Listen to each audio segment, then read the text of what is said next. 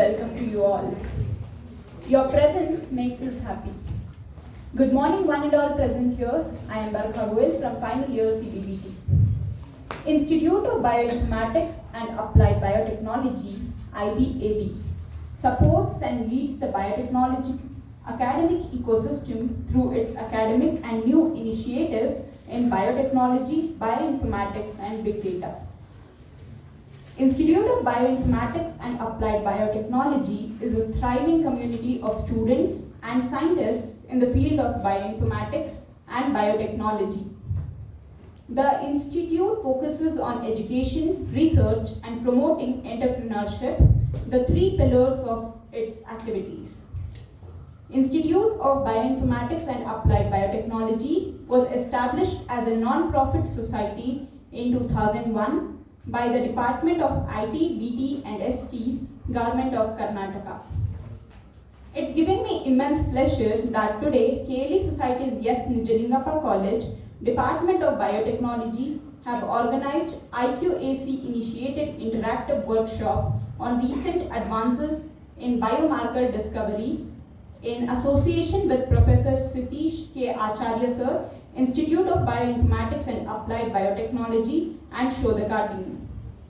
It's my privilege to welcome you all on behalf of Principal, Head of the Department, staff and student fraternity.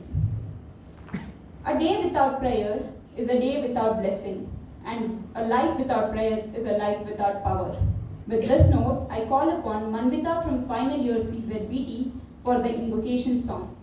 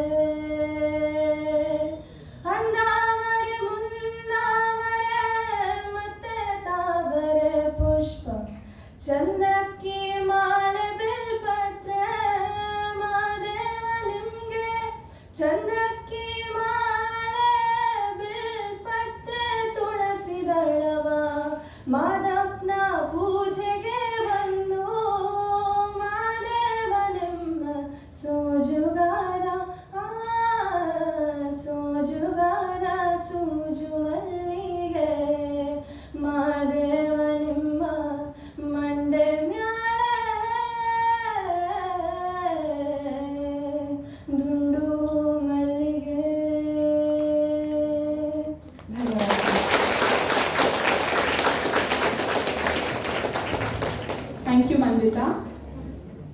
Now I request today's chief guest, Professor Satish K. Acharya Sir, Ms. Shravanti Davuluri Ma'am, Shodhaka team, respected Principal Sir, Chandrasekhar Sir, IQAC Coordinator, Dr. Pratibha K.S. Ma'am, Head Department of Biotechnology, to inaugurate the workshop on title, A Case Study in Biomarker Discovery for Diagnostic Applications by Watering the Plant.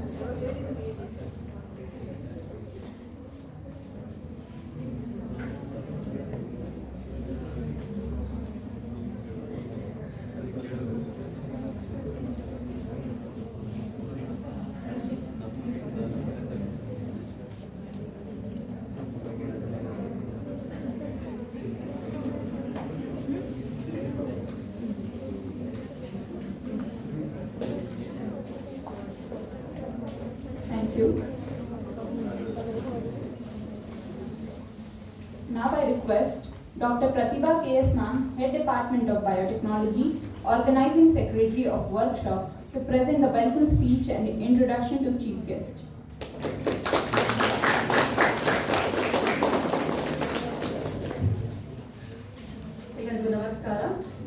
A warm good morning to one and all present here.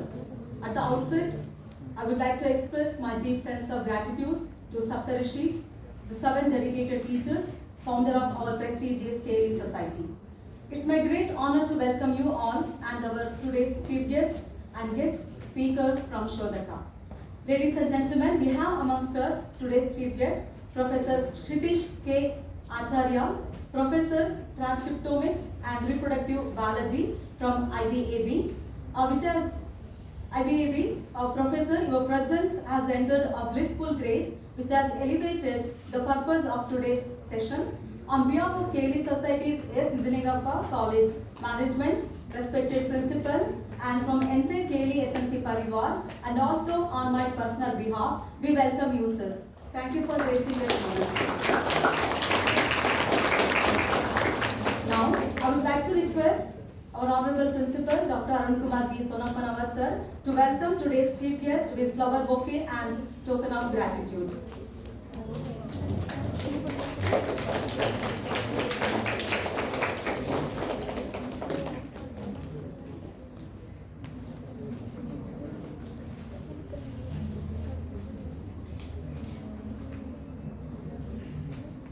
Thank you, sir. We have with us Ms. Shravanti Davluri from Shodhaka Life Science Private Limited. I request student coordinator, Mr. Anant Atreya, to present a bouquet and token of gratitude to Madam.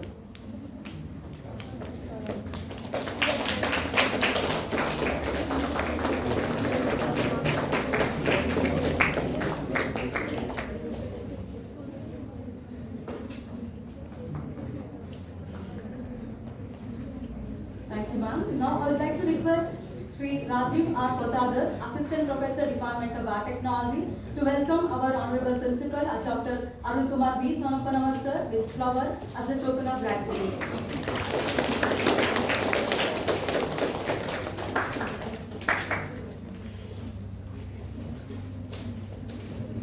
Thank you, sir. Now I would like to request Ms. Barka Goel, Student Coordinator, to welcome our KLE SNC IQAC Coordinator, Sri Chandrasekharappa, with flower bouquet as token of gratitude.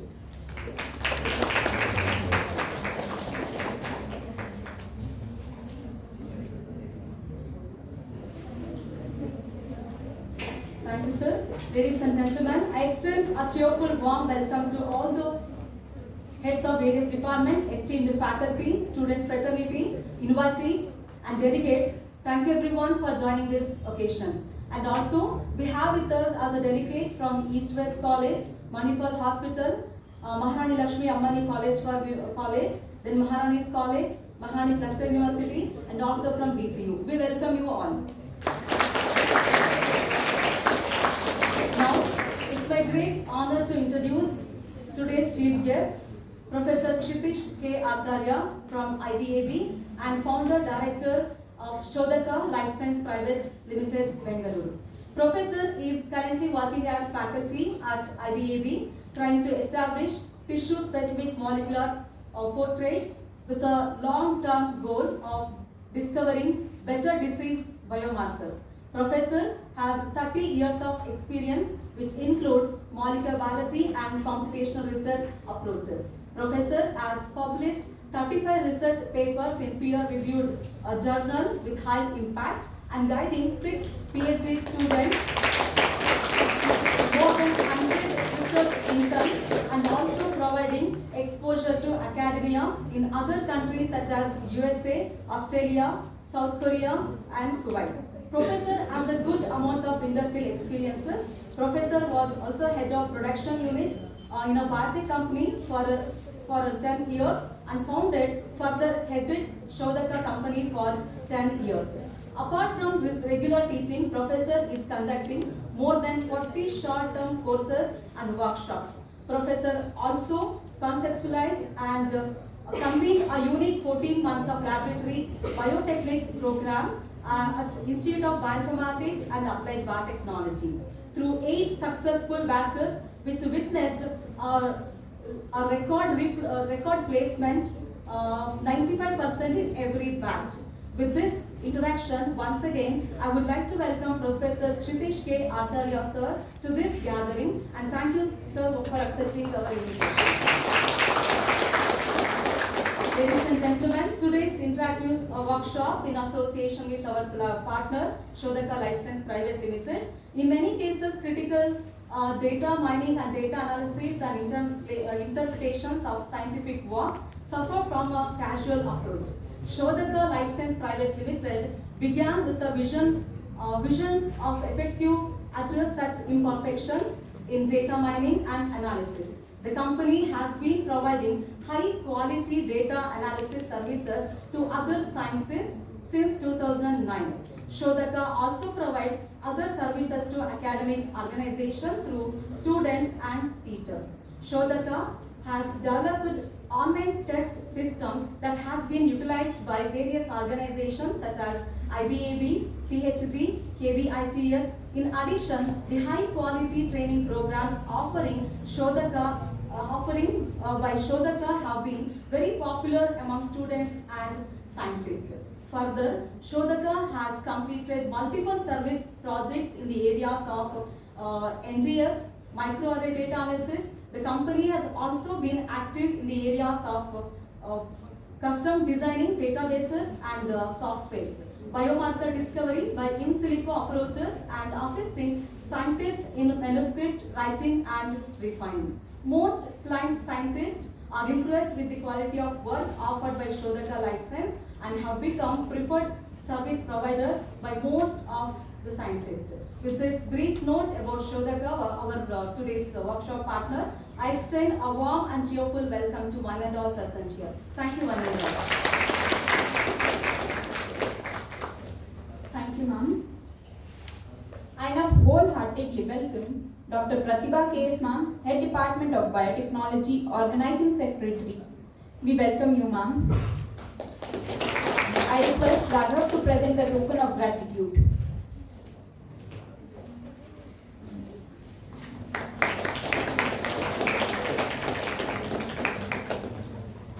Thank you, Raghav. A biological molecule found in blood and other blood fluids, or a tissue that is a sign of a normal or abnormal process of a condition or disease is called a biomarker. Now, let us call upon today's chief guest, Professor Kshitish K. Acharya sir, Professor, Institute of Bioinformatics and Applied Biotechnology, Bengaluru, to present a talk on the title, A Case Study in Biomarker Discovery for Diagnostic Applications.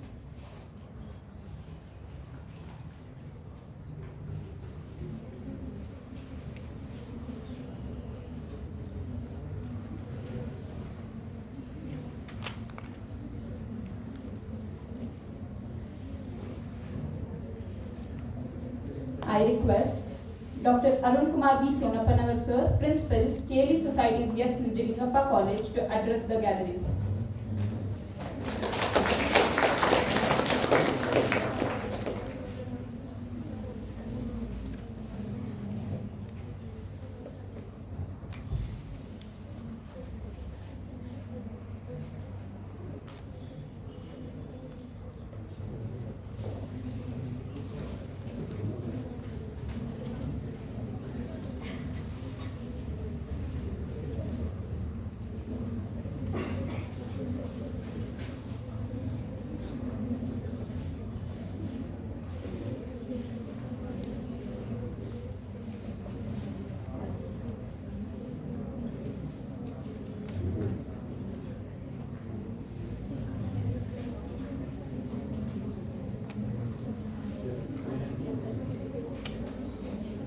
Yes, good morning to all of you. Good morning, sir. By paying my deep sense of gratitude to the feats of KLE Society Saptarshis. This is the program initiated by KC of the college organizing by Department of Biotechnology and one-day workshop on recent advances in biomarker discovery. Today we have very renowned resource person, Professor Kshitish K. Acharya, and another resource person, Srimati Shravanti Davlur, IKC Coordinator, Professor S.Nijalingappa, and Dr. Pratibha, Head of the Department of Biotechnology, and the various delegates from the different colleges of the Bangalore, and all my dear student friends. Nowadays, both the central government and state government, they are very much focusing on the youth generation of India. Yesterday itself, the budget which is given by the central government, maximum now they are focusing on the education, especially the higher education and the young generation. Next to the defense, now the maximum budget is given to the human resource development. And in the last 2020, the government of Karnataka has implemented national education policy. So all this indicates that the human dividend of India should be used as a resourceful and having the maximum skill oriented so that India can march ahead to achieve the maximum progress and success. So in order to achieve all the fruits of the NEP, KLE Society, S.Nijalingappa College, always taking care of that. As you know that KLE Society is one of the oldest and biggest educational society which has been established in 1916. Already we have completed 107 years of educational services. And having 298 colleges, institutions, the society is running across the Karnataka, even other states of India in Maharashtra, and even in New Delhi, and even in abroad in Malaysia. Such a KLE society which has sacrificed and continuously, dedicatedly give the education to all the corner of the India, whereas the S.Nijalingappa College, named after the former Chief Minister S.Nijalingappa, which has been also established in 1963, and now we are in the 60th year. This batch, I should say that it is the Diamond Jubilee year batch. In this occasion of Diamond Jubilee year, we are organizing number of the events. Once again, targeting all the student fraternity, we are taking care of the orientation of the students towards the skills and plus the values and ethics. So in this view, the Department of Biotechnology is organizing number of events, and here today we are having the interactive workshop, or I can say it is the hands-on training on the biomarker, that is discovery for a diagnostic application. Probably being a biotechnology or being a life science students, we know that biotechnology is nothing but a hybrid of all the life science. Whatever the techniques we are used in the basic sciences, now they are coming to the applications of the human being through the one of the hybrid weapon that is called as the biotechnology. So in biotech, totally the biotechnology is based upon the manipulation of the genetic content. As you know that the DNA is one of the most important genetic content, and we know that all the secrets of the human life or all the creatures of this planet Earth is hidden inside the DNA. We know that every individual is a unique, it's because the DNA what that each creature is having. But now we got an opportunity, so there is a chance, there is a provision, we can manipulate such a kinds of these groups of genes, and we can take it for the welfare of not only the human, for the welfare of the entire this planet Earth. So with this target, always the biotechnology, actually it has got the permission in 1960, but the US code has given the permission in 1980, onwards the biotechnology has got a lot of application and lot of bloomings also. So now we are in the level, the second level of the biotechnology in India, whereas next to the biotechnology, now we are in the proteomics, genomics, and now we are manipulating at the level of molecular level. So that's why I can say the molecules which are required for the welfare of the human being or welfare of the entire biodiversity is present in the DNA. And always you know that in the last pandemic situation, that India is said to be the first to produce the very good and very safe the vaccines. And now still it is all the countries are appreciating the vaccines what you have produced. So it is once again the credit of the biotechnology and the biotechnologists, or I can say the life scientists what they contributed to the world. But now we have to focus on our young generation. Not only by studying theoretically the biotechnology is not at all helpful or useful. We have to understand practical aspects that we must be trained well and we should become very skillful to operate all these the practical events of the biotechnology. Only theoretically I can say we can manipulate, we can exchange the genetic content and we can produce a chimera also. There is a word chimera, chimera. Chimera means it is like a kamadhenu. Anything what we are expecting that can be given by the kamadhenu, that is chimera. Chimera is nothing but adding the very important desirable genes from the different source and producing a new organism or a new the helpful organism or a tissue or a cell or even one product also can produce by the help of biotechnology. But meanwhile disadvantages are there. Even by the help of biotechnology we can produce a super bug also. Keep in your mind, we can produce the super bugs also. We can say they will become biological weapons in the future also. But always we have to be in the positive side, and for the welfare of this planet Earth, always you have to take in the advantageous way, applications way, and it is possible. We can solve number of the problems.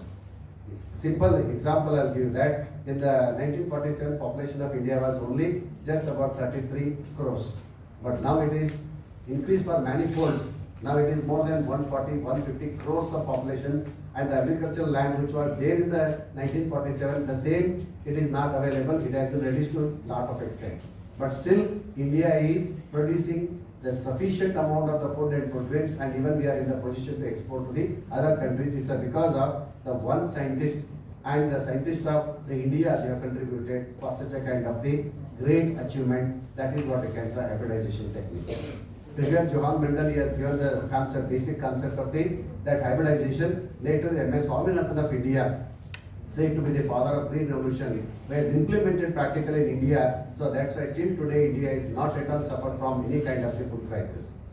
So all it is because of the contribution of the botany, zoology and biotechnology and the chemistry people, the scientists are the resource persons what they are contributing to the world. So now this all the new concept is in your hand. But nowadays biotechnology is most of the way, most of the organization they are teaching only theoretically. But practical knowledge is very, very important. That's why biotechnology department of our college since 2019, what I am observing, number of hands-on training and workshops we are conducting so that we can become operatable, skillful human resource. So that's why today, once again, we are having a very good opportunity. We have very good resource persons that what I used to discuss with Professor Chitthi Acharya, we are all from the same corner of the Karnataka. Just when I discussing him, we are all from the KLE products. He also studied in his education in the KLE societies, that is the Gilginchi Art School. And even he was, I can say, we are batchmates also. Because in the same period we were there in the Belgium and he has studied, and I also studied the same subjects in the KLE colleges. So then you can say it is an opportunity. We are getting an opportunity to once again to come together, and all together we have to make our students more and more strongful and more skillful.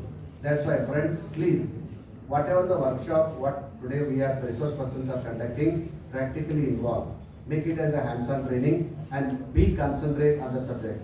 So nowadays, the attitudes and ethics and values of the young generation is totally changing. They are going in a different mode. I am not saying that all the 100%, but most of the way students are turning in a different side. That I can say only the mobile is their companion. Probably in next future, even they may get managed with the mobile addiction. Please don't have such a type of the bad habits. Because of this mobile and this concept of the mobile, we are all losing our skills. We are losing our memory. You know that as there is a Darwin said, if you are not using that any particular organ, is going to become the waste or it is become unutilized. So that's why organs, the brains, neurons are very important. As much as possible you are giving practice or exercise to the neurons, they have become stronger. So still The brain is the important organ of the human body that cannot be changed immediately or easily. Even by artificial intelligence also cannot immediately replace it, but it is the only the basic and the strong the human resource, that is the brain power. So that's why my request is that now this is a great opportunity, learn all the concepts of the practical studies in the biotechnology. I know the topic is also very important, biomarker. And biological molecule is very important because any biological molecule means the molecule which is available in the naturally. It may be the source of plant or animal. And if you have identified that particular molecule, it is possible we can synthesize it by the help of biotechnology in the large scale without any disturbing the biodiversity. We can produce such a type of the biomolecules, and these biomolecules are great demand in the market, so that we can solve number of the problems of the human, that may be the disease to the plants or animals or even any kind of the natural calamities also can be solved by the help of the biotechnology. I can say biotechnology and the applications of biotechnology, once again they are proved they are the chimera. So that's why please involve in these practical aspects of the biotechnological workshop and make it a grand success. So once again, on behalf of the entire KLE Society Management, Board of Management, Chairman, and the entire faculty of KLE SNC Parivar, I once again welcome all the delegates, and also I welcome on my own behalf the today's resource person, Acharya, and Shravanti Madam. Please, your competency, please share with our students and our parents. Thank you.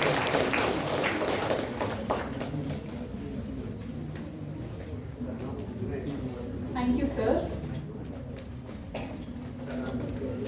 Now let us call upon today's chief guest, Professor Kshitish K. Acharya, sir, Institute of Bioinformatics and Applied Biotechnology, Bengaluru, to present a talk on the title, A Case Study in Biomarker Discovery for Diagnostic Applications.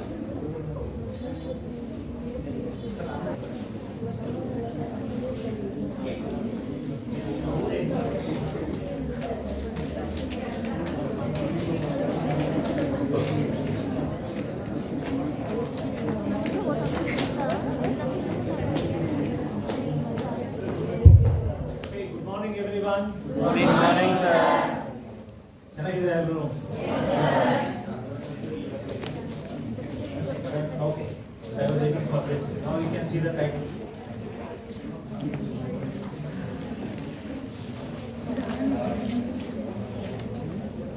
So the agenda is that I will give a talk and you will listen to me. You don't speak. And in the end, you should learn something, right? That is very important. Okay, I'm still audible. Good. So this approximately, let's say 1 hour, 60 minutes. You're already sitting for about half an hour. Now another 1 hour, and then another 2 hours. You're going to be stuck in this. Life is like that, what to do. Whether you like it or not, you have to do certain things. So why don't we make use of it? Yeah? Can you try? Yes, sir. So you will have to try and make best use of this time.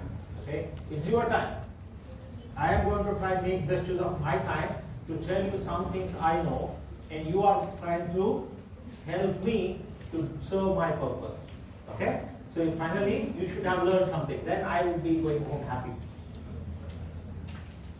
So how does it happen? First, I will tell you what is expected. I will talk about a case study in biomarker discovery. We have done some research. We have identified certain biomarkers, and how did we do that work, what research work was done, etc. I will tell you. But immediately in the next slide, I'm going to list certain things. And I will tell you what is expected from you. Meaning, you should, by 1 hour, you should understand certain things very clearly. Okay, apart from understanding my research, there are certain things that you as a biologist today, whatever you become, you should know certain terms and certain concepts. And you have to make sure each one of you put your effort in trying to understand that. How do we make sure of that? You always sit and listen. If not anything, you are disciplined students, I know. So you will sit and do the needful. which is pretend that you are listening, right? So how do we ensure, what is the guarantee I get back? Interactive questions. So we don't have to have an exam in there, right? That's not good. So I want you to interact, so you told it correctly. So can you promise me, if you do not understand anything, you can ask? Okay? You have to ask me questions. And if I don't get some questions, then what should I do? You ask. I will ask questions. Yes. I will ask questions to particularly those who are not paying attention. Okay? And I use the collar mic because I like walking into the classroom. So I'm going to do this, and I like doing some exercise, like we're sitting all day and then doing research. So I'm going to do this. I'm going to watch for people whom I can ask questions. So there's somebody who's making notes there, right? So I'll try to pay attention to people like you, okay? So making notes is good, okay? But please make sure you understand first, then make notes, okay? I'm just kidding, okay? So don't mind. So that's the deal, right? So you have to be interactive. Let's see how many of you ask questions and how we interact with this tool. Whether we do learn something or not, we will talk a lot. We, not me. I'm going to hear talk a lot in meeting. But you also should talk. Right? That's the understanding. So let's see what is expected from this 1 hour. Lot of things. You should understand what is a biomarker and how do we discover biomarkers. That concept, that process you should understand, because I will actually tell you my research case study in the end. But before we actually get into the case study, that is the third point, I would like to introduce certain concepts, and that is important to me. Rather than looking at my research, you should understand certain themes that are common to every researcher today, and I have listed certain points. Take a minute to go through them, and some terms you might already know. So I'm going to ask you some questions, and if you know some of these terms, I'm going to skip them. If not, I will tell them. Okay? Genome, transcriptome, mRNA isoforms, NGS, RT-qPCR, mutations. I'm sure you all have heard of some of these things, but can you express that? So I'm going to ask you, whoever knows, you should express in your own terms. Then I'll present my research, what we have done. It's not mine, it is our research. There is a team of us who work on these type of issues. I'll talk about that. The transcriptomic analysis we have done, and within that validation, these are two main parts of this same thing. And then how did we patent the outcome of the research, and we are trying to commercialize it, maybe make some money on it, right? Not me, but our institute. And extending the same approach to cancer. In the end, I will tell how whatever I am going to discuss in the context of male infertility, some similar approach you can take in cancer. And that's the type of research we try to do at the company Shodhaka Life Sciences Private Limited. So as I was introduced, they are right, I did study in parts of North Karnataka for my primary school education and all. And my high school was in Belgavi, where the KLE originated actually. Right? It originated in Belgavi, I think. Yes. So RLS college is where I did my 10+2. My father actually is in a bank, so he was in a bank, and he used to go for transfer different places. Wherever he went, we went. So that's how a lot of my education was in North Karnataka. I'm basically from Udupi, and I have done my education in Banaras University, Institute of Science, and other places, as you know. So I started a company long back, and that company is Shodhaka Life Sciences Private Limited, and that I could do as faculty, as professor in IBAB, because IBAB is a very new type of institute for India. Okay, they promote research, teaching, and entrepreneurship. I did not know the last part, entrepreneurship. What is entrepreneurship? I did not know. I am a very practical person actually. I did not even save money. So this business aspect broke my head. Actually, I was worried about it. I don't know anything about this part of activity in the institute. So I took a risk and I started a company. Today I can say I learned something about business.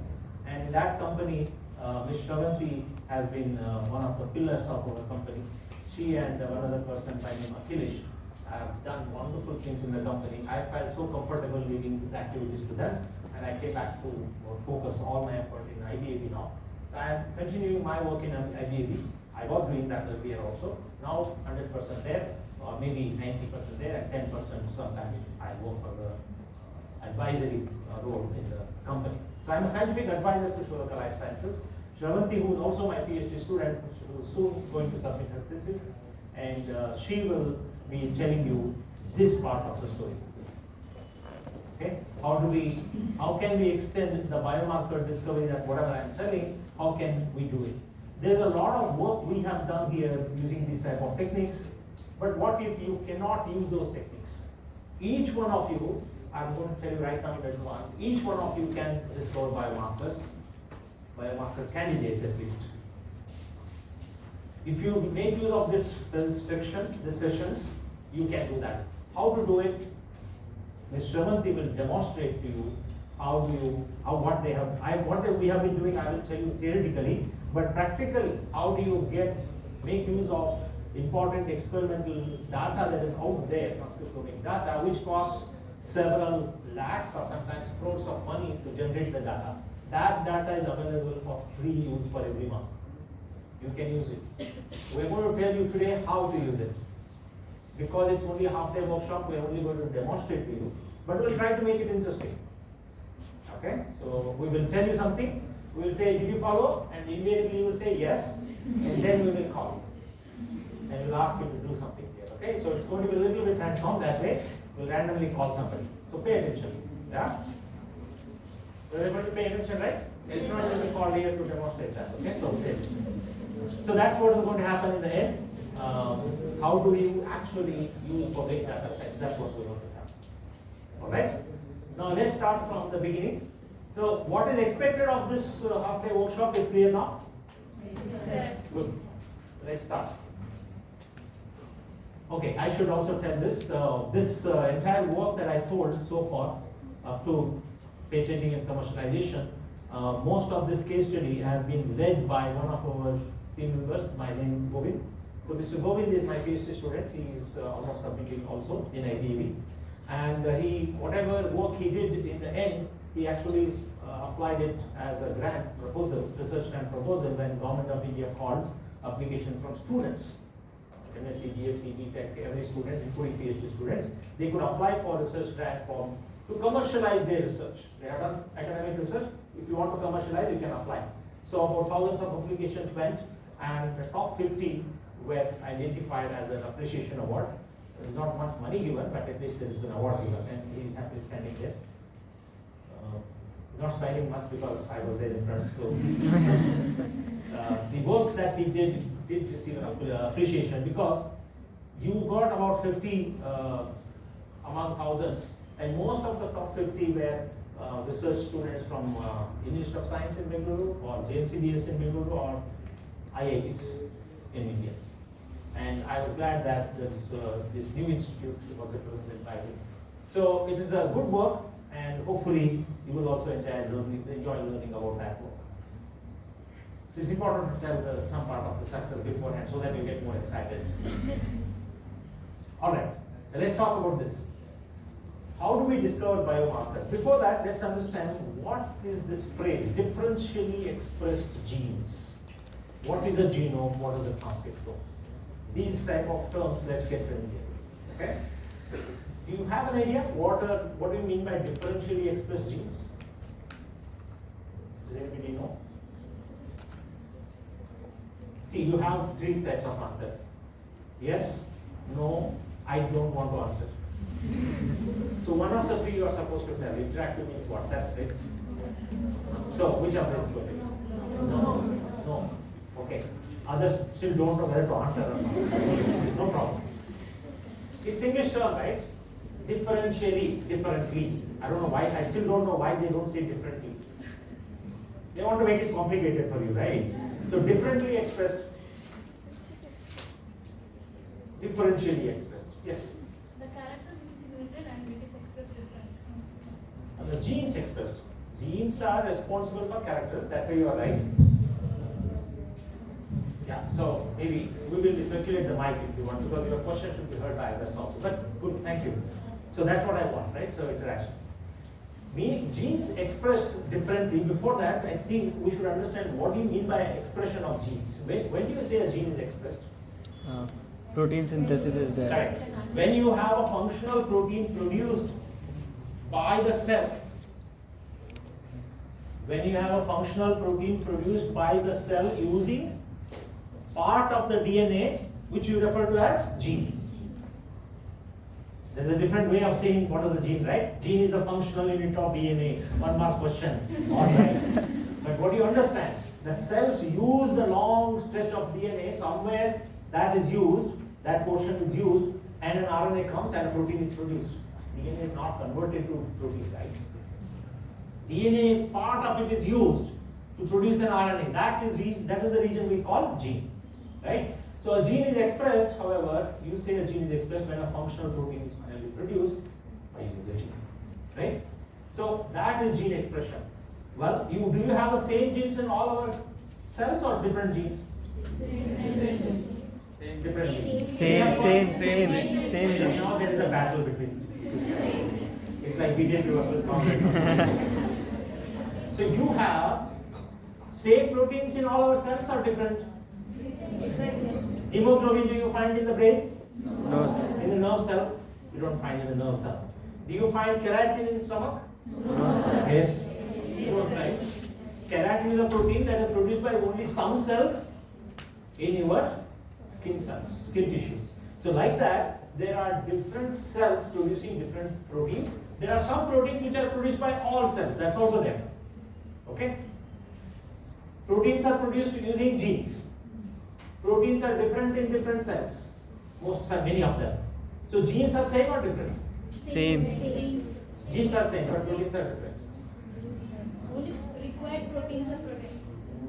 Only required proteins are produced. So the DNA is present, but the genes are inactive in some cells and some genes are active. Correct. I know some people who are saying correctly, you know that, but some people say genes are different, right? I am prompting them to say yes. So, but they know they are falling in trap. They are not answering now. So yes, DNA is same. You have got 46 chromosomes in the nucleus. Each chromosome has 50 to 250 nucleotides approximately. 50 to 250 million nucleotides in each chromosome. All of them are identical in all your cells. That means the genes are also same, but they are used differently. Genes are used differently because, like you are saying, different genes are used differently or in a similar way. It depends. There is a combination of them. Some genes are used the same way, some genes are used differently. So when you see different expression of the genes into different proteins, I am simply calling that as this phrase, using this phrase, differently expressed genes or differentially expressed genes. Okay? Genes are expressed differentially. Some genes are expressed differentially. Some genes are expressed uniformly. But here, when we say biomarker, a marker is a marker because it is associated with some phenomenon. For example, those who have cancer have different type of symptom. That symptom itself is a marker for cancer. Right? So like that there are physiological or behavioral symptoms, but you have molecular markers, meaning those molecules, those proteins, for example, some proteins which are expressed only in the skin cells under cancer condition are skin cell cancer markers, skin cancer markers. If I have certain proteins which are never produced in the cancerous condition of the skin, but produced normal skin, produced in the normal skin, then that's also a marker. It's a marker by being absent in cancer condition. So expressed differently meaning produced only in cancer condition or absent only in cancer condition or produced more in cancer condition, produced less in cancer condition. So there are 4 types of association, expression based association. 4 types of expression based association of genes with disease conditions. So I'm talking about one hand the differential expression under normal condition. Liver has different set of proteins, meaning different genes expressed. Kidney has different genes expressed compared to each other. This we know. But even within kidney, one which is affected by cancer will have different genes expressed. If I can list that, I am beginning to shortlist the molecules, the genes or the proteins. Those molecules, one of them or two or both of them, I am beginning to shortlist the genes that are likely to be markers for the kidney cancer. Any condition you take up. You got that? So that's the whole idea. So you can identify differentially expressed genes by different methods, and when you identify differentially expressed genes, you have to do more studies because you get hundreds of genes which are expressed differently.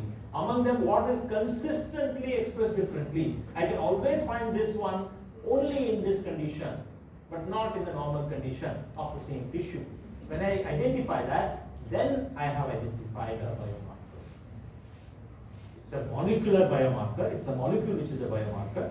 In this case, I'm only discussing molecular markers. So I'm simply referring to them as biomarker. So what is a biomarker in a nutshell? Now you can make notes once you understand this. A biomarker is usually a molecule which is associated with a disease condition or any type of phenomenon by means of differential expression or other traits, which is mutation. I'll come back to that later. So anything that is different about that gene or expression of that gene, if you associate that with a disease condition, then that becomes a marker for that disease condition. Okay? So that's the understanding of the biomarker. And differential expressed genes is one way. I put A here. B is mutation. Listing the differentially expressed genes is one way of identifying biomarkers. I hope that is clear, right? I'll talk about that very quickly in one more slide. Now, what is the genome quickly? Any idea? Total DNA content. Full form? Genes. Yes, in a way correct. But actually the correct definition is all of the genes. All of the genes and all of the DNA. It's not just genes. It's all of the DNA. If you can make one set of representative set of entire DNA of your body, then that is the genome of you. You can have a class representative, right? You all cannot go and talk to the principal at the same time. So better have a class representative who represents you. Like that, you have a representative set because you have got 46 chromosomes, I told. You have 46 into how many? Equal to the number of cells. There are trillions of them. So instead of taking all the DNA, you take one cell's DNA and put it somewhere. That is the genome of that individual. You can also talk about the genome of a species or a population, etc. So genome is the representative set of DNA from one individual. Normally it is put, the representative set is put in the form of sequence. In the form of sequence of what?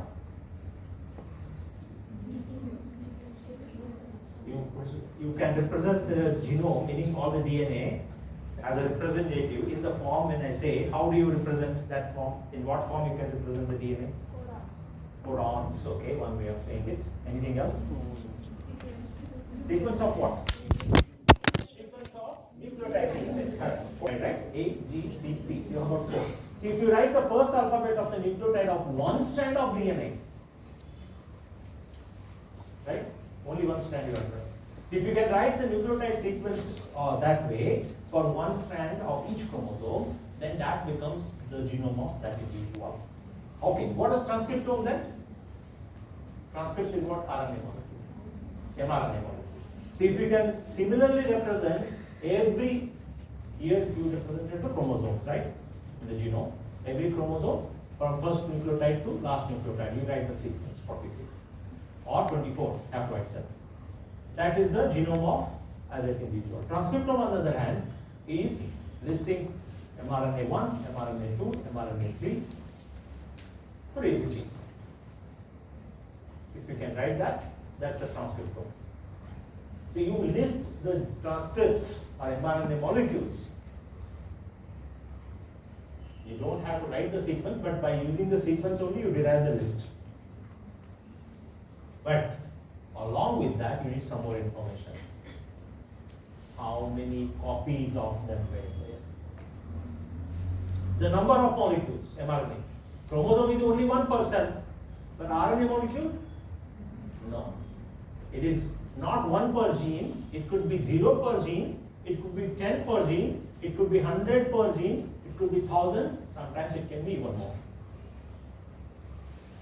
And accordingly, the proteins produced using them could also vary in number. Right? So if you can make a list of all the mRNAs like that, along with the number of copies, how many were there, that is the transcriptome of that tissue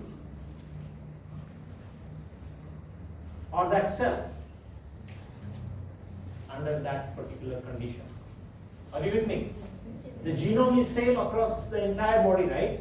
Transcriptome is not. Transcriptome is the functional part of the genome. Correct? So the transcriptome, meaning the list of mRNAs that you produce, will vary from condition to condition, even if it is the same tissue. During development, it can change. Okay? So that's transcriptome. So far, so good? You are with me? Yes. Any questions?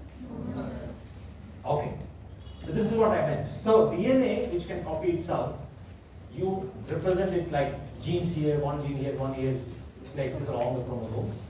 And there are certain mRNAs that are not produced, some are expressed, and finally you get proteins. And this is under normal condition, suppose.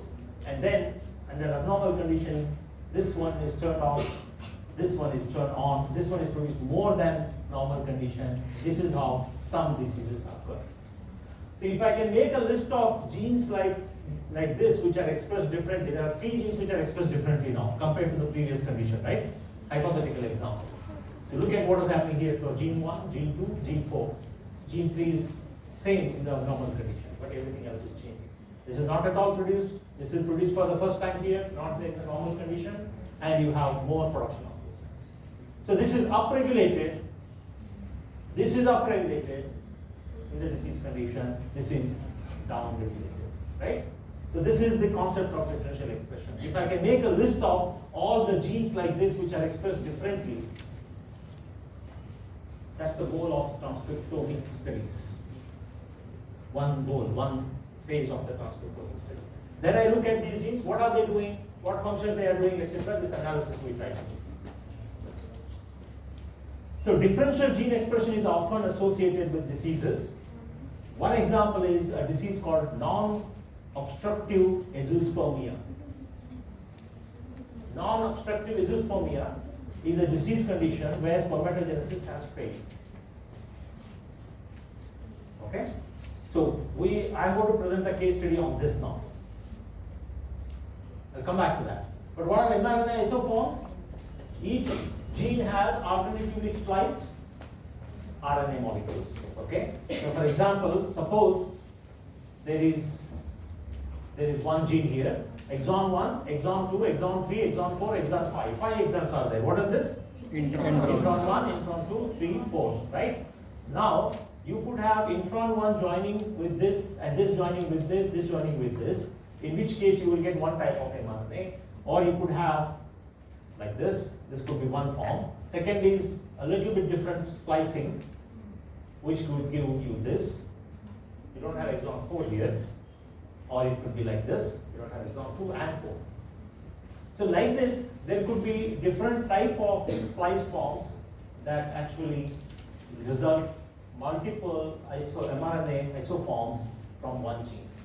So it is not enough to say which gene is expressed differently. You have to say which mRNA form is expressed differently.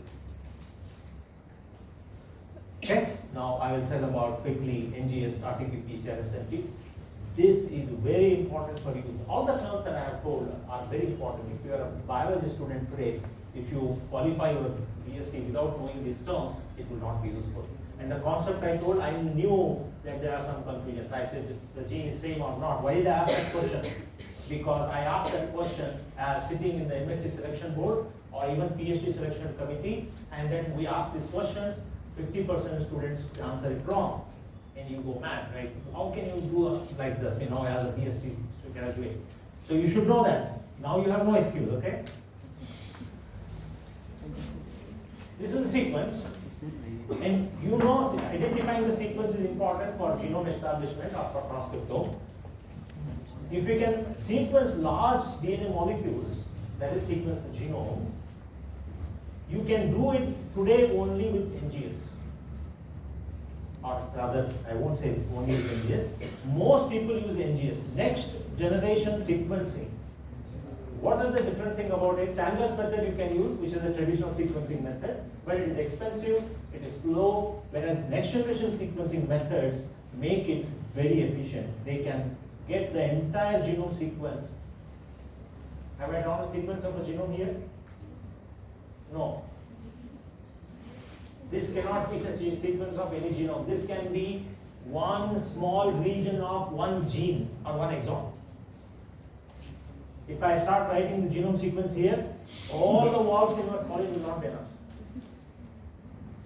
I have to go on like this, writing like this on the board everywhere.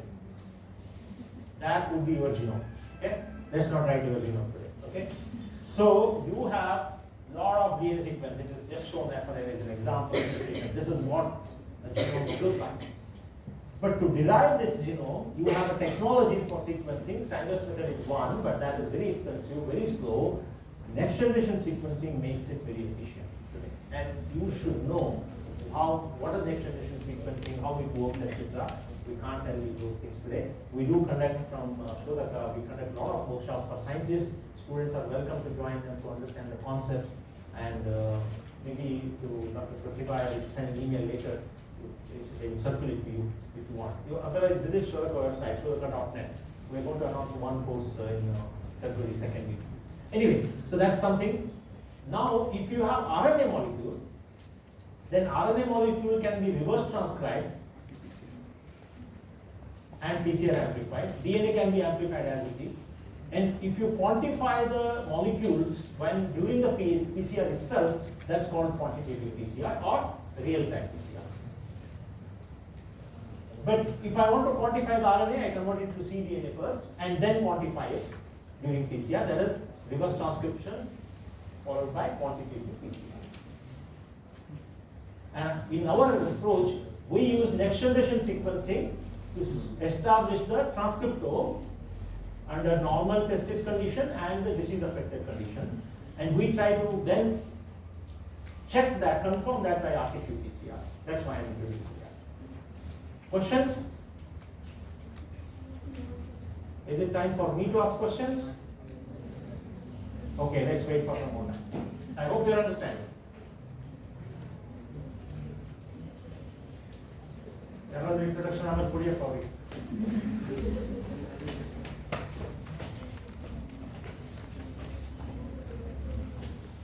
Okay. So, ಸ್ವಲ್ಪ rules ಇದೆ ನಾವು ಹೇಳ್ಬಿಡ್ತೀನಿ late ಆಗಿ ಬಂದಿರಲ್ಲ. So the rule is that you have to ask questions or I will ask you questions in the middle, okay? Now that you have missed some parts, you don't have right to remain relax there and sit back in the corner, okay? I'm going to come and ask you questions if you don't follow. So you are at the right point where I am going to start something new, okay? So I talked about certain basic points. What are those? I will tell you perhaps. Okay, this is what I told you so far, okay, people. You have to follow up with your friends. If they are there in the same class, you have to find out, okay? Later you do that. But right now what I am going to tell is something different about my research work, which is, I am giving the background information here. So the molecular basis of spermatogenesis. Spermatogenesis is important process that happens only in one tissue in your body. Meiosis happens only in gonads, right? Which is part of spermatogenesis and oogenesis. This research to understand the molecular basis of spermatogenesis, what gene is associated with what function during spermatogenesis. Because some gene is producing some protein which is involved in certain functions. We know that, we discussed that already. So during spermatogenesis means what? There are certain proteins which are supposed to be there on the membrane, in the mitochondria, etc., etc. They do certain functions. And they have to be understood very well to understand how spermatogenesis works. But why should you understand that? Sometime back we talked about population. You can be proud of your population size, or you can try to do something about it. It is ironical that most researchers in India work on cancer or Alzheimer's or something that is most of the Western countries are worried about.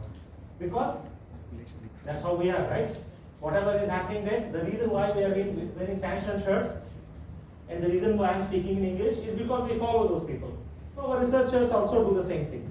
But the problems specific to India are some of these. We need a better contraceptive. Do we need? Yes. Yeah. More than what you imagine actually. Most of our contraceptive need is understood by certain families. But unfortunately, women suffer, not the men. The minorities in the room, I'm sorry to say, we make the women suffer, okay? Because I know there are women who have their uterus removed from the body because the family doesn't want to have any more children. Can you imagine that? Uterus is such a big organ in your body, and what the woman goes through once that is removed. I have seen that. But they would rather, the men would rather have that happen to their life partners rather than undergoing one vasectomy surgery. Vasectomy surgery is like done.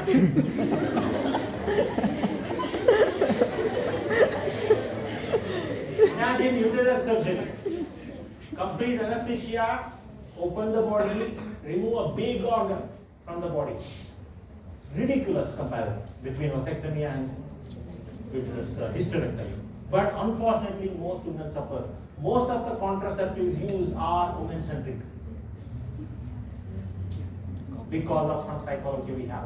There's something wrong with us, guys and girls, because you're also contributors as mother-in-law, etc., etc.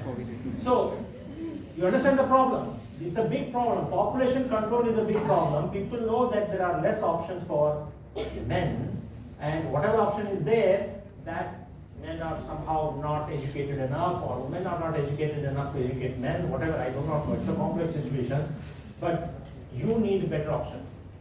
Probably men will be okay. If I take a pill for 1 month, I'm okay. I'm infertile. If that type of option is there, perhaps they will be okay. Can we produce more options? You need to do more research towards that, but India is not doing research. It is Indian problem, Chinese problem.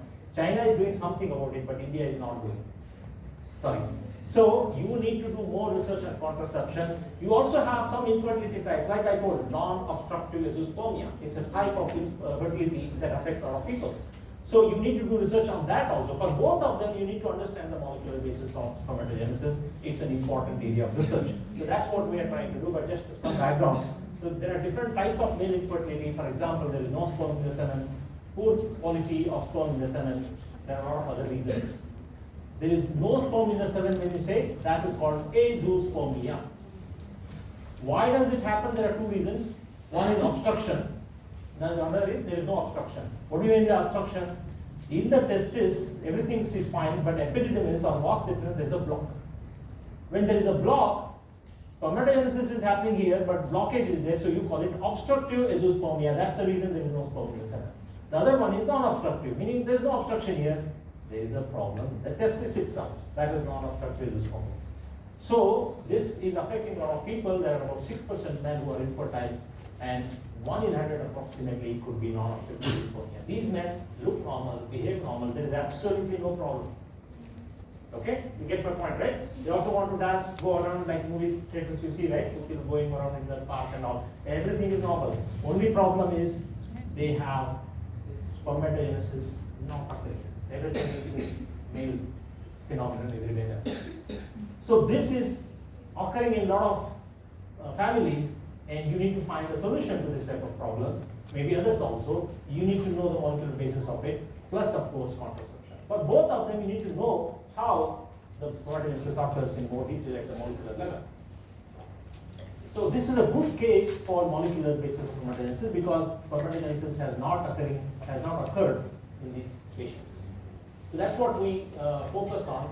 Now let's look at a little bit more before we get into molecules. What is happening in the testis in normal conditions? In the seminiferous tubule, these are like tubules, right? Threads that are thrown on. But if you take a cross section of that microscopic section of that cell, you will see cells like this here. This tubule, if you take a section, you will see cells like that.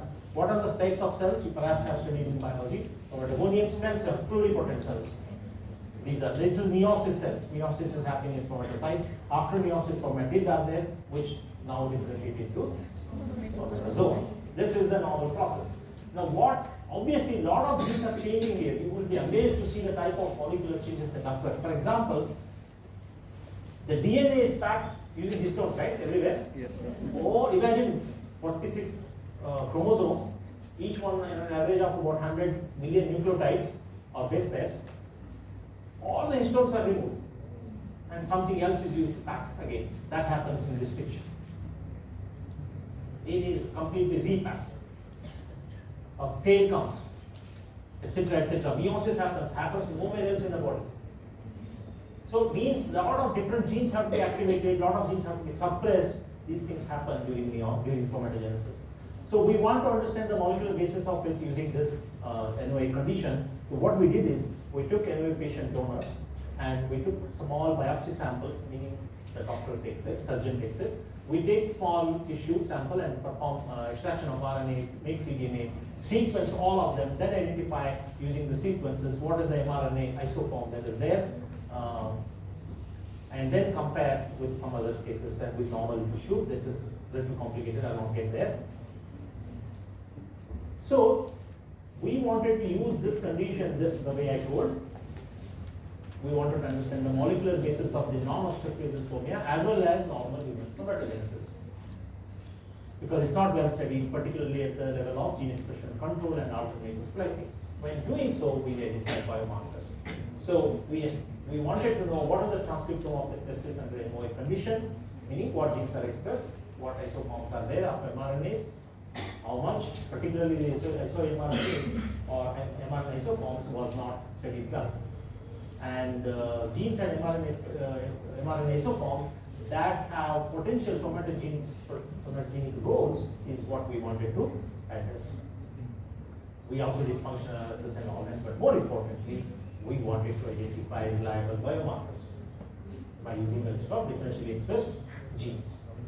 So what did we do? This is the entire process I have tried to summarize here. So we collected samples, as I told, extracted RNA, checked the quality. I'm going to tell you some more slides about how we did it, okay? But broad outline is like this. So we performed next generation sequencing. We identified what genes are expressed differently and what mRNA isoforms are expressed differently. Then we validated that by RT-PCR and we identified potential markers. We did some other studies, but that's not relevant for today's discussion. This is relevant. So we did developed certain software to make this happen. Some databases also we developed like this, but I won't get into the details. I'll only focus on this stream of activities for today's talk. So I'll go a little fast into this. So these testis biopsy samples were collected by our collaborator, Dr. Wasson, who's a uroenterologist, and we collected samples from about 18 patient donors and 4 controls like this. And we also had some other commercial samples we purchased from companies, and we basically checked the quality and things like that. How much time do I have? We started about 10:30.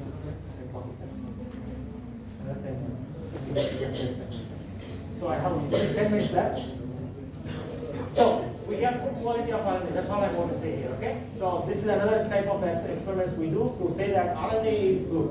The RNA extracted from clinical patients is good. I should not have told that I have only 10 minutes. People are suddenly happy. You're happy that I have only 10 minutes? No. Right? Yes, okay, thank you. You're nice people, actually. Okay, we did a lot of things, okay? So I'll not get into this thing. But the point is, there is a set of software you need to use. Once you do experiments, meaning you extract RNA, you have to perform next generation sequencing. Somebody else can perform it for you. After that, you get the data right. You have to check the quality and make sure it is good. Quality is good. And after that, you filter only what is good. If there is something bad, you have to remove them. And then you have to align them with what is already known sequence. And then you identify what is the transcriptome in each sample. Then you identify what is different between set 1, meaning all control samples versus all MOA samples. This is the goal. But in between, what we did is we wanted to cross-check if the normal and NOA, are they behaving differently or not? Meaning you said take all the data from normal and control, normal as well as control, and the NOA condition. So you can see the expression pattern of all the genes is similar under control condition compared to the NOA condition. So it's confirming that your sample selection was correct. So that we did in multiple ways like this. And this is another way of doing the same thing. So all the NOA samples are clustering together, all normal samples are clustering together. So we identified how many genes are expressed differently. And we came up with our own computational method. So this is where you can realize science is very integrated, I mean, this is not standing separately. You have to integrate different disciplines. So we developed a mathematical formula for scaling different aspects like this, and we came up with a new scoring system called SIVA. We developed that, and so it is computational analysis of experimental data, but also computational development of new procedures. All of that together helped us to identify what is expressed differently. I'll not get into the details unless you have questions. This is the SIVA scoring I talked about. And we identified genes which are expressed differently, like the some genes, for example, are very highly differently expressed, and we have high top score based on our scoring. So we identify genes which are potentially biomarkers. So in the end, we confirm by doing functional analysis they are indeed differently expressed and associated with these functions that we were interested in. After confirming, we conclude our experiment that we have established the first time transcriptome of the mRNA isoform level in the NOA condition, and we listed them with a hierarchy as I indicated in the table here. This is an example of it. We thousands of them we listed like this. So that was the outcome of the study. Now among them, which one is more reliable as a biomarker? Can I use it for diagnosis? That was the question we asked. For that we have developed a software to design primers only from exon-exon junction. It will sit on the junction, but if you use the DNA, it will not bind to that. Okay. So that type of a software we developed. We also tested that experiment. It is published now. You can also use it if you want. So this, we have a lot of software developed by Western countries and we use them. This is something developed from India, from Bengaluru. You can use it. So it's experimentally validated also. But anyway, so we took the top scoring, I showed you a list of about 8 or so. We took the top scoring ones, took 40 down-regulated, 40 up-regulated ones, and we tested them by experiments. We did a gradient PCR and finally did experiments to find out if, by RT-PCR what happens. Okay, so I will show you the RT-PCR results quickly. Okay, here's the result. So this is the summary of RT-qPCR. I told you, you take the RNA, reverse transcribe it, and take the cDNA and quantify it as you are doing PCR. So you will get CT values. You are all familiar with CT values now? COVID, you are all COVID batch students. What is this? The cycle of threshold. When you do RT COVID positive or not, the RNA, it's RNA based virus, right? So they take RNA, reverse transcribe it, and perform RT-qPCR for diagnosis of the disease. That's how most of the diagnosis has been done. So you get CT values. So this is the average CT value under normal condition. This is the average CT value under the disease condition. Okay? So that's what you get from different samples. Sample 1, 2, 3, 4. This is the mean. This is the mean here. This is the mean here. Like that. So different samples have different things. This is the mean. So mean here is always more. Meaning CT value is more. CT value meaning more. More meaning cycle of threshold of detection is longer. Meaning it is detected after 30 cycles or 25 cycles or 23 cycles in the NOA condition. In the normal condition, it is detected in the earlier cycles. 10, 12, 15. Why is it detected earlier? Because that RNA was already more to begin with. Okay? So that means it was more in quantity in the disease condition compared to normal. So that's how it happens. So anyway, we identified among the 18 we tested, we identified 16 of them always differently expressed. We confirmed with more samples. Because earlier we had done NOA, only 8 samples we had taken, right? We took 17 samples and then we confirmed that. So that's the diagnostic assay we came up with. But we also had done some more research to identify the control samples very carefully. and I'll not present that work very much in detail. And we went back to microarray data set. There is a lot of microarray data set. We were the first in the world to do a next generation sequencing based analysis, but microarray data that was available already, we checked that and we found that in microarray data they also identified genes that are differently expressed, but what is common to all of them is only 6. That means it's not very reliable. Okay? So that's how we concluded that we could identify very promising candidate markers for the non-obstructive response. That was our end result. So what we now do is we say you can take the testis sample. There is a needle-based biopsy that happens for patient to identify whether it is NOA or not. You can, but there are multiple tests to be done by surgeons. So we can subject it to RT-PCR using a kit like this is what we are proposing. This is what we want to commercialize, and this is the proposal which got awarded to my PhD student as I was telling. So it's always a teamwork. Nothing is done by isolation. So I get the chance of coming here and presenting to you. But there are a lot of extras like you who have worked for the project. But someday they will also be going out and presenting like me, I'm sure. So thanks to all the team members I have not named. Shravanti is here already, so she will be talking to you. But overall, now what is this entire work? Let me summarize. Biomarker discovery requires integrated approaches. We first initially, I did not present this part, we developed certain databases. We shortlisted about 2,000 genes via next generation sequencing first. After that, we used a lot of bioinformatics and biostatic approaches to shortlist more promising 18 genes we took, 80 mRNAs. And then we performed RT-PCR based validations with more samples. And we also did meta-analysis of microarray data, and we identified molecular markers, okay, which are more promising. These could be used for any purpose. We are now focusing on diagnostics, and we want to develop a diagnostic assay to differentiate the obstructive dysphonia from non-obstructive dysphonia, but also predict the surgical process, because even in non-obstructive dysphonia patients, sometimes there is some sperm available in the testis. So somebody wants to give a father desperately that for them this surgery is done, but a lot of times it fails. This kit that we are trying to develop, we would like to not only differentiate them, but we try to predict, because it's a complicated surgery and a lot of money is spent on the family will spend their houses and all that undergo surgery. So at least in the beginning only tell what is the percentage possibility of success. We can tell that using this diagnostic assay. That's the hope we have. I will thank you all for the time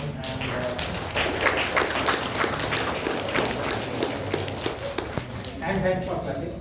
So, you did not ask a lot of questions, and we did not have enough time, but I hope we have some time. Dr. Pratibha is not here, so before she comes, you ask questions. Thank you. Okay, so she will make me. Otherwise, I'll ask questions.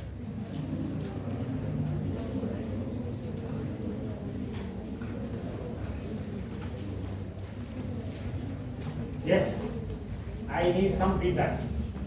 Otherwise, if you don't ask questions,